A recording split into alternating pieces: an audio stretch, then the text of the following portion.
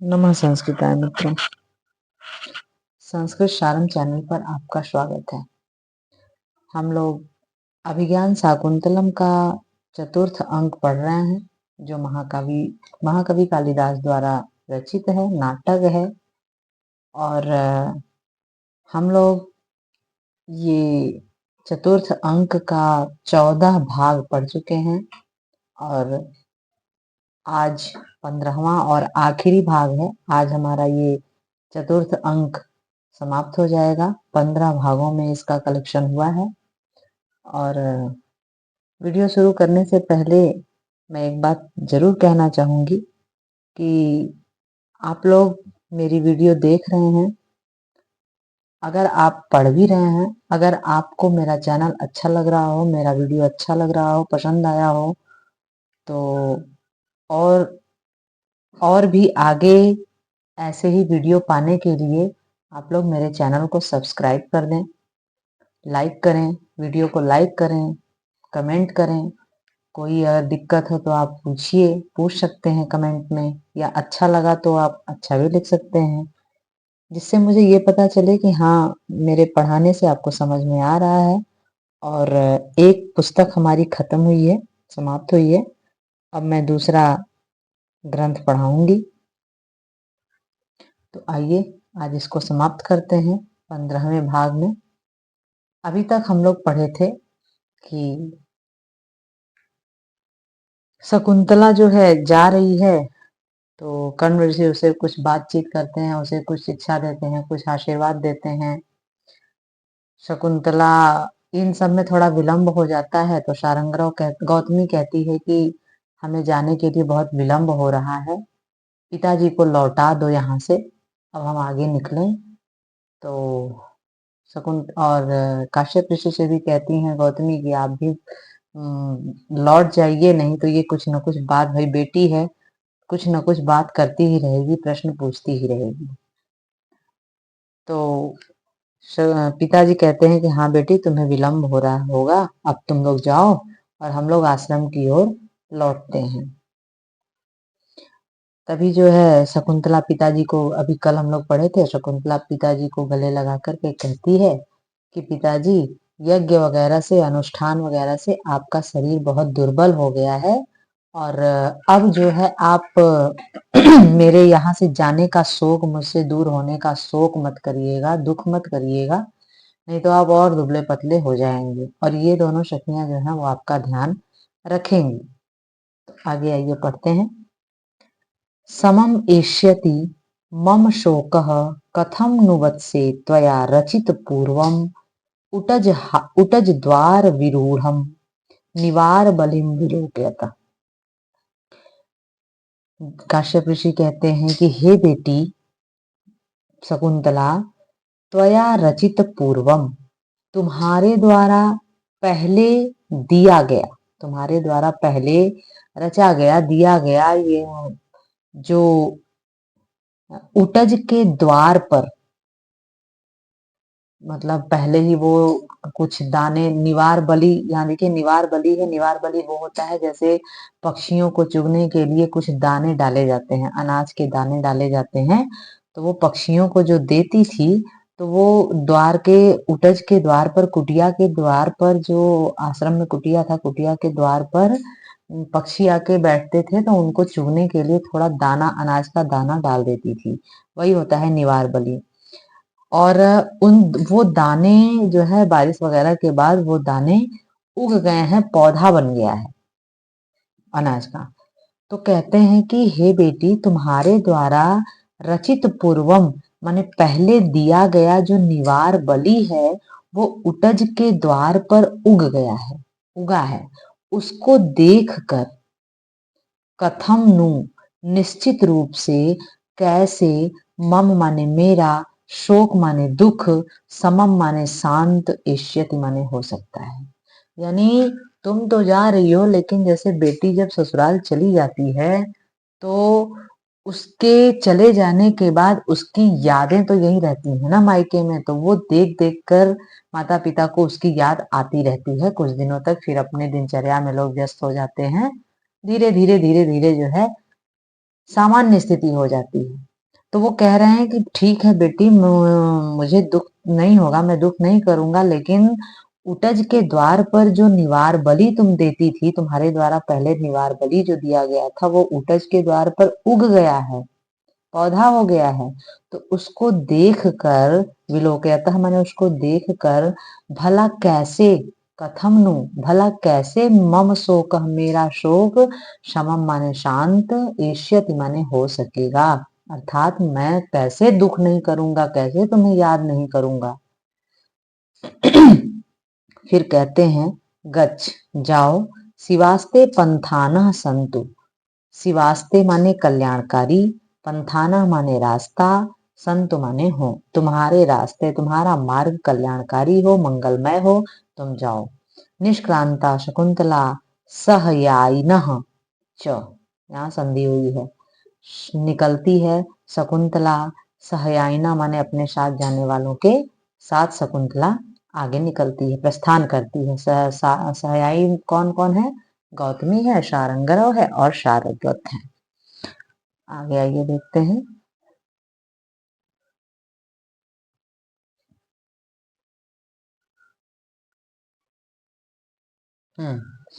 सख्यो शकुंतलाम विलोक्य, दोनों सखियां, सखियां यानी अनुसुईया और प्रियंवदा, दोनों सखियां शकुंतला को देखकर कहती हैं, शकुंतला को देखकर, हा धिक, अरे अरे, अंतरहिता शकुंतला वन राज्य, अंतर्हित हो गई, विलुप्त हो गई शकुंतला वन राज्य में। यानी आगे जब शकुंतला बढ़ती है तो पेड़ों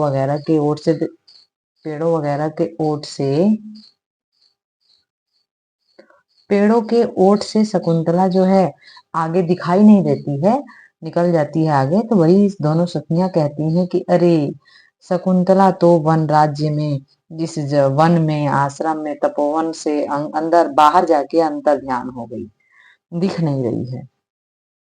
काश्यप ऋषि कहते हैं, काश्यप ऋषि सनिश्वासम, सांस लेते हुए, लंबी गहरी सांस लेते हुए कहते हैं, अनुसूये गतवती वाम सहचारिणी, अनुसूया, वाम माने तुम दोनों की, यहाँ तुम दोनों को संबोधित कर रहे हैं, अनुसूया और प्रियंवदा को कह रहे हैं कि तुम दोनों की सहचारिणी यानी शकुंतला गतवती, चली गई है, मतलब अब वो चली गई, अब तुम दोनों की सखी चली गई है।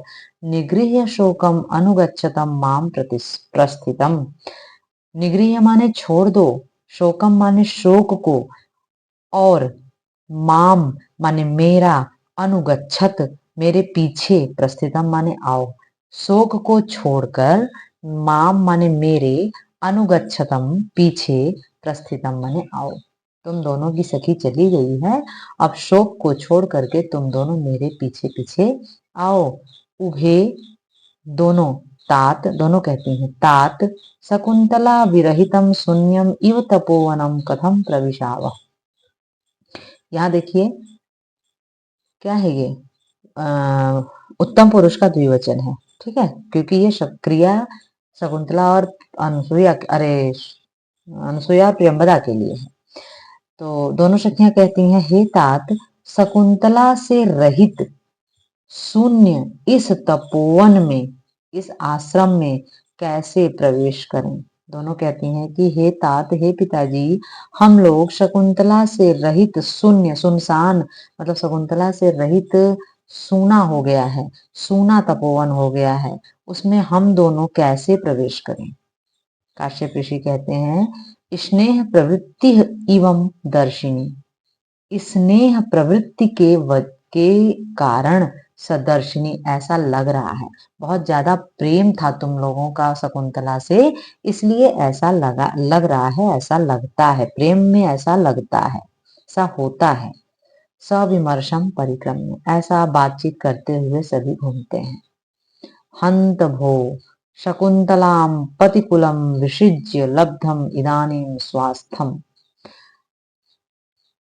काश्यप ऋषि कह रहे हैं कि हंत भो, अरे, मतलब राहत की सांस लेते हुए काश्यप ऋषि कहते हैं कि शकुंतला, कहते हैं कि जो है शकुंतला पति के कुल, शकुंतला को, द्वितीया विभक्ति है, एक वचन, शकुंतला को पति कुलम, पति के कुल में, पति के घर, विसृज्य माने भेज कर, लब्धम इदानीम स्वास्थ्यम, इस समय, इदानीम माने इस समय, लब्ध माने प्राप्त कर रहा हूँ, स्वास्थ्यम माने स्वास्थ्य को, मतलब अब मैं बहुत स्वस्थ महसूस कर रहा हूँ, निश्चिंतता महसूस कर रहा हूँ, मुझे अब शांति महसूस हो रही है। कह रहे हैं कि हंत भो, ओह, अरे, शकुंतलाम पति कुलम, शकुंतला को पति के कुल में, पति के घर में भेजकर, लब्धम माने प्राप्त कर रहा हूँ, इदानीम माने इस समय, स्वास्थ्यम माने स्वास्थ्य महसूस, स्वस्थ महसूस कर रहा हूँ, बहुत अच्छा महसूस कर रहा हूँ, बहुत शांति महसूस कर रहा हूँ, अनुभव कर रहा हूँ। आगे आइए एक श्लोक बोलते हैं इसी पे, और ये चतुर्थ अंक का आखिरी श्लोक है। इंद्रवज्रा छंद में है ये श्लोक। आइए देखते हैं। अर्थो ही कन्या परकीय एव ताम अद्य संप्रेष्य परिग्रहीतु जातो मम अयम विषादः प्रकामम प्रत्यर्पितन्यास इव अंतरात्मा। अर्थात कन्या, कन्या, कन्या, क्योंकि कन्या क्या होती है, परकीय अर्थ होती है, यानी दूसरों का धन होती है। कन्या परकीय, दूसरों का धन होती है। ताम अद्य संप्रेष्य परिग्रहीतुम, कन्या होती तो दूसरे की धन है, पराई होती है, और आज, अद्य माने आज, ताम माने उसको, संप्रेष्य माने भेजकर, परिग्रहीतुम माने जो दूसरे का धन है उस दूसरे को के पास मैंने भेज दिया। कन्या पराई होती है, परकीय, वास्तव में कन्या परकीय होती है, धन होती है, अर्थ माने धन होती है, पराई धन होती है। आज उसे मैंने परिग्रहीतु संप्रेष्य, आज मैंने जिसका धन वो थी उसके पास भेज दिया, उसके पास भेज दिया।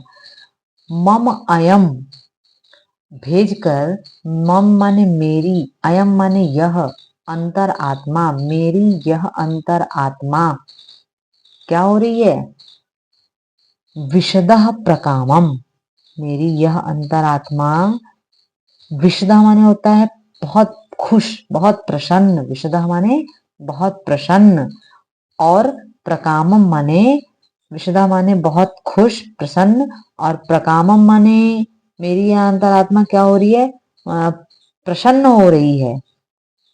बहुत, प्रकाम माने बहुत ज्यादा, बहुत अधिक, विशदा माने प्रसन्न हो रही है, और प्रकामम माने बहुत अधिक प्रसन्न हो रही है।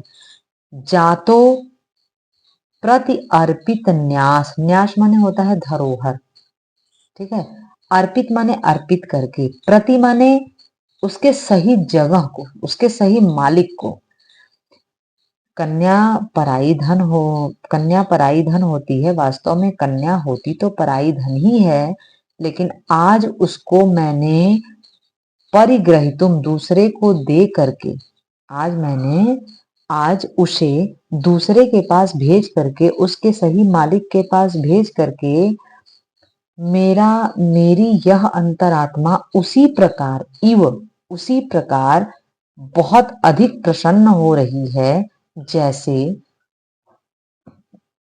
प्रति अर्पित न्यास, जैसे किसी की धरोहर को उसे लौटा करके, प्रत्यर्पित करके, किसी की धरोहर को प्रत्यर्पित करके प्रसन्न हो, अधिक प्रसन्न होती। जैसे कोई आपके पास कोई अपना धन रख के गया है, 1 लाख 2 लाख, या कोई अनाज की पोटली या कुछ भी, या 10 रुपए ही आपको दिया है कि आप अपने जेब में रखे रहिए, और मैं जो है 1 घंटे 2 घंटे में ले लूंगा। तो आप उस धरोहर की, उसके उस 10 रुपए की हिफाजत अपने 10,000 रुपए से ज्यादा सुरक्षित उसको रखते हैं। आप अपने से ज्यादा उसका 10 रुपया सुरक्षित रखते हैं। क्यों? क्योंकि वो किसी और की अमानत आपके पास रखी होती है। वैसे ही कन्या होती है, एक पिता उसको जन्म देता है, पालता है, पोसता है, बड़ा करता है, लेकिन उसे जन्म देते ही, देने से पहले ही पता होता है कि हाँ ये कन्या है। मतलब जन्म देता है तो उसे पता होता है कि ये कन्या है और इसका विवाह मुझे करना है, इसे, इसके ससुराल वालों को, इसके पति को किसी और के हाथ में इसका पाणी देना है, पाणी ग्रहण कराना है। तो वो उनके पास 18 साल, 20 साल, 22 साल एक धरोहर के रूप में होती है, और उस धरोहर को वो सुरक्षित रखते हैं, केवल संरक्षित रखते हैं। और जिस दिन वो उसका पाणी पाणी ग्रहण करा देते हैं, उस दिन वो पिता एक अलग ही अनुभूति करता है, शांति का, मानसिक शांति की अनुभूति करता है।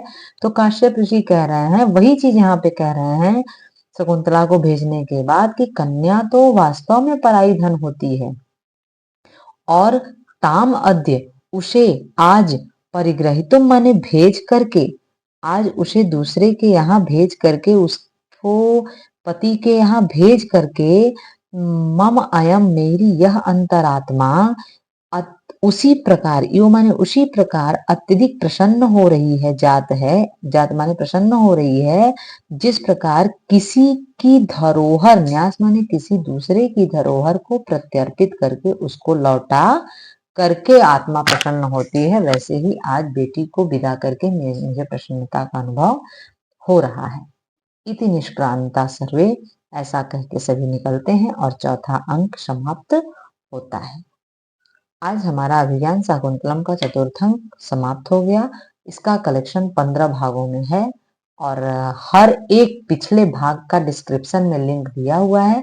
आप 1 बाय 1, अगर आप चैनल पर नए हैं, इस वीडियो से आप सब्सक्राइब किए हैं, ये वीडियो आपको मिल रही है, तो आप पीछे जाकर के सारे वीडियो को 1 बाय 1 पढ़ सकते हैं।